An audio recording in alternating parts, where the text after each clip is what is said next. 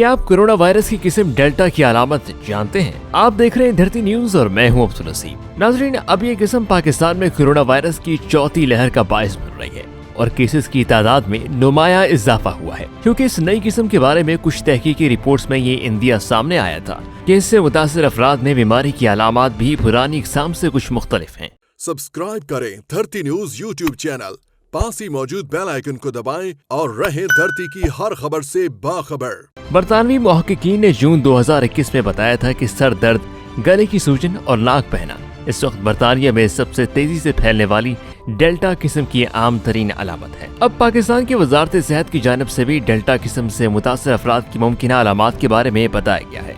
वजारत national health services की जानिब से एक ट्वीट में कोरोना की इस किस्म की अलामत के बारे में बताया गया। ट्वीट के मुताबिक डेल्टा की अलामत में गले की सूजन, सर दर्द, नाक बहना, मुसलसल जारी रहने वाली खांसी, बुखार और छींकें शामिल हैं। ये पहली बार है कि पाकिस्तान में किसी हुकूमती इदारे ने कोरोना की इतनी अलामत का जिक्र किया। कोविड से मुतालिक हुकूमती वेबसाइट में बुखार, खांसी और सांस लेने में दुश्वारी को इस बीमारी की अलामत करार दिया गया, मगर इस ट्वीट से इंदिया मिलता है कि कोविड की अलामत की फहरिस्त को अपडेट किया जा सकता है। कोरोना की एक किस्म ओरिजिनल वायरस के मुकाबले में दुगनी मुतादी है, जबकि इसमें ऐसे जीनियाती फीचर्स मौजूद हैं जो इसको दुनिया भर में तेजी से फैलने में मदद फराहम कर रहे हैं। ये कोरोना वायरस SARS-CoV की अब तक की सबसे ज्यादा मुतादी किस्म, जो अल्फा के मुकाबले में 55% ज्यादा तेजी से फैल सकती है, जिसे पहले सबसे ज्यादा मुतादी किस्म माना जाता था। माहिरीन के मुताबिक ऐसे शवाहिद मुसलसल सामने आ रहे हैं, इनसे इंदिया मिलता है कि ये किस्म वैक्सीनेशन मुकम्मल कराने वाले अफराद को साबिक़ा इक़साम के मुकाबले में ज्यादा बड़ी तादाद में बीमार करने की सलाहियत रखती है।